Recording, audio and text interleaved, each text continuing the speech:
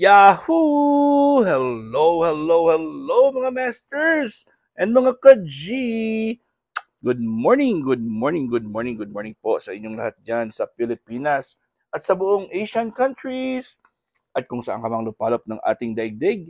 Hayaan niyo muna kami ni G na batiin po kayong lahat ng good morning, good noon, good afternoon, good evening at good night na po sa mga ready ng matulog. Ngayon po ay first day of October and magre-reformat na naman po tayo. Ibahin na naman natin yung title ng ating episode. So magiging G and Daddy, Health and Lifestyle Tips. Ito na po yung pangalan ng ating lecture ngayon. So syempre, ang gagawin po natin ngayon ay as usual, yun pa rin yung ating format. Pero as much as possible, ay gagawin nating everyday may lecture na po. So kahit na konti-konting lectures lang, ay i-share natin sa inyo. Yan ang pinaka-importante dahil health and lifestyle tips na po tayo ngayon.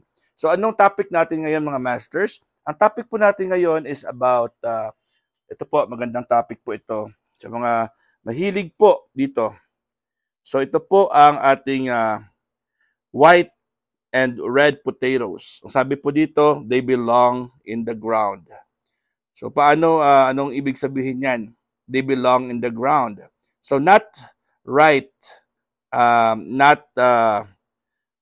hindi po siya, sakit po si G, si G natin. It's not really high in phytochemicals. So hindi po siya, wala siyang mga benefits when it comes to anti-cancer properties. Diba? And then, ano naman po siya, boosts the risk of heart attack. Okay? So, boosts the risk of heart attack po siya. And then, patayin muna natin ito. Ating ilaw. Okay. So, ano pa? Spikes blood sugar and has high glycemic index. So, ito po ang ating white or red potatoes. Ang usual na mga patatas na kinakain natin, ay hindi pala siya beneficial sa katawan natin. Hindi siya talagang makakapag-benefit, makapagbigay ng benefit sa ating katawan. And then, white potatoes are like white sugar and white bread. So, parehong kumakain ka lang. Parang kumakain ka lang po ng tinapay na puti, yung mga white flour na breads. So, yun lang po ang ating i-compare. And then raises blood triglycerides, bad triglycerides, and depresses good HDL cholesterol. So makakakos po siya ng increase sa triglycerides at cholesterol natin.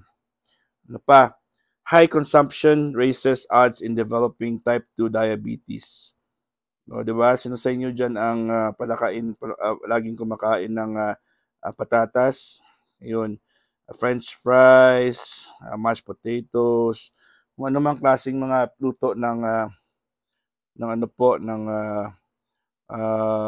potato. Okay? So, anong magandang kainin? Ito po, ang sweet potatoes po, they're better.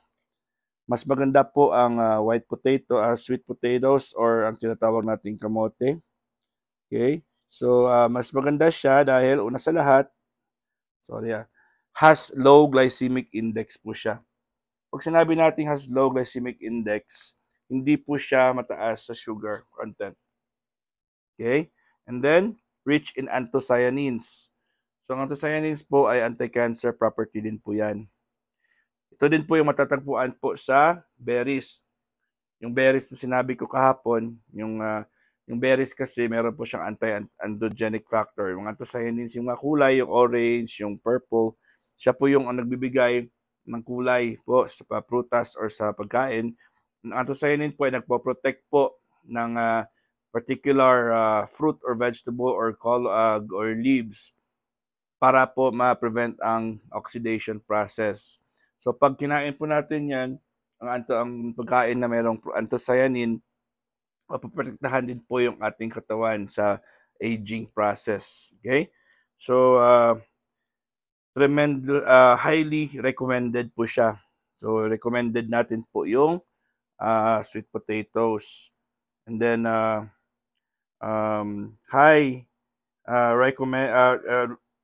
tremendously healing food.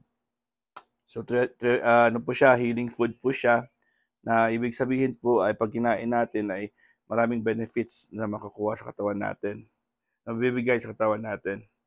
And then similar to squash family, the fiber is very healing for all digestive problems. Yan. So mas maganda po siya sa mga may digestion problems. Right, so ito na muna yung topic natin, sweet potatoes. Okay? So kamote or ube. Maganda po yan. Pwede nating ano ba mga luto dyan? Diba? Binoboil lang naman yan. Diba? Boiled lang naman or minsan po ay um, ginagawa, binibake nila. Pero syempre, kahit na healthy pa rin po ang sweet potatoes, kahit healthy pa rin po ang ube or yung ang kamote, depende pa rin yan sa ginagawa natin sa kamote o sa ube. May iba naman dyan na linalagyan mas maraming condensed milk, minalagyan ng maraming asukal, linalagyan ng iba't ibang mga ingredients, butter, yun. So kahit na gaano ka-healthy po yan, kung linuto natin sa maling paraan, ay ano pa rin po yan, makakasanhi pa rin yan ng problem sa atin. So, pwede naman i-boil lang, di ba? Yun naman ang usual natin ginagawa, boiled lang siya, pinapakuluan lang siya, and then make sure lang po ang proper way na pagtusok mo ng tinidor ay wala na pong matigas sa gitna at it will pass through na, yung parang ganun na. Kasi hindi po siya healthy yung kamote or ang ube kainin. Pag ito po ay hilaw or hindi pa siya fully cooked. Kasi mayroong mga toxins po dyan. So, kailangan alam natin kung paano kainin yung kamote. Okay? So, may mga toxins po yan na pag hindi natin naluto ng mabuti, ay it will cause more problems. It can cause poison. Makakapag-poison sa atin po yan. Di ba? So, pag sinabi nating low glycemic index, so ang banana, na-explain natin last time, yung banana is very high in sugar content or glycemic index. While this sweet potatoes are very low. So kahit may diabetes po, ay okay lang po kumain. Siyempre in moderation pa rin po, baka everyday siguro 6 kakainin mo. Sweet potatoes hindi naman siya, okay naman po siya as a good source of fiber. Pwede yan i-replace mo instead na mag-rice ka, yun ang kakainin mo. And of course, sinabi natin kanina, rich in anthocyanins.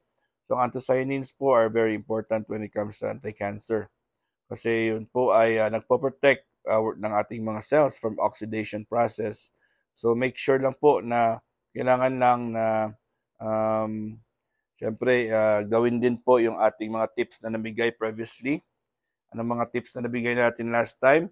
Diba? Kailangan pag kumakain po tayo, ay iwasan po natin yung umiinom. Kasi kahit na healthy pa yan ang sweet potatoes na yan, or kahit anong pang kinakain nating healthy, basta po ay uminom ka ng tubig or any liquids more than 1/4 of a cup.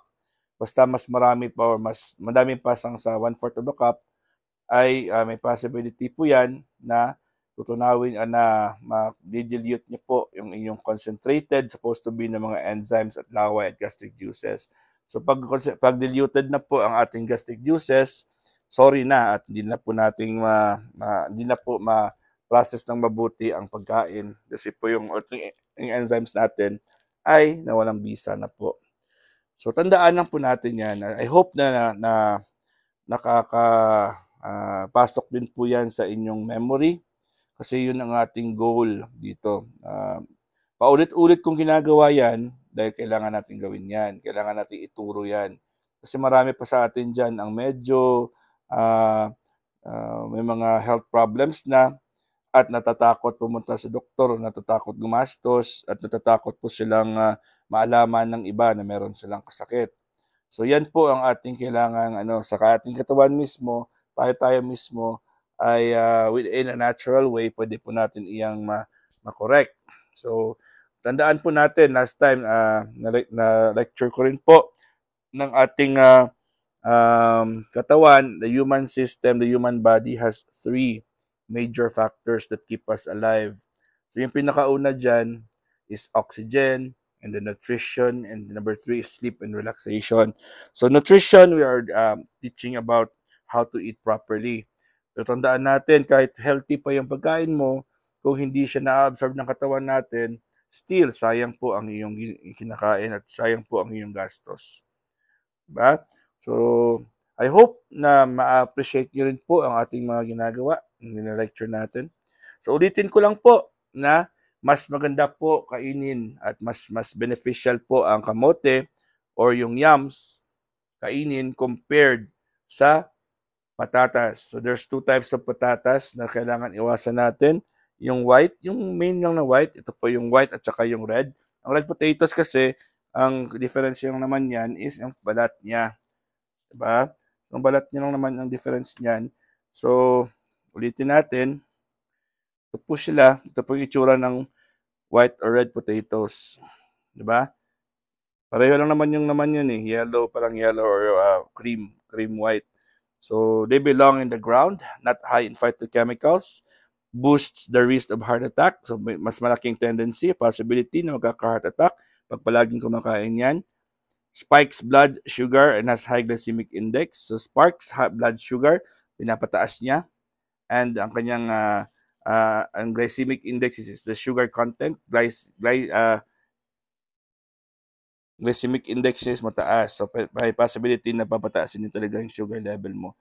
So, parang kumakain ka lang yan ng tinapay na puti, yung white bread. And of course, raises triglycerides, bad triglycerides, and depresses HDL. So, cholesterol at triglyceride, papatasin niya and can cause diabetes. Ayun, so welcome again sa ating bagong episode, ang G and Daddy, Health and Lifestyle Tips. Maraming salamat. At kita-kits tayo mamaya sa ating Bahay Kulitan Premier Marathon. This is your Master Worm and G, the green girly kitty patuti iguana. God is great. Yahoo!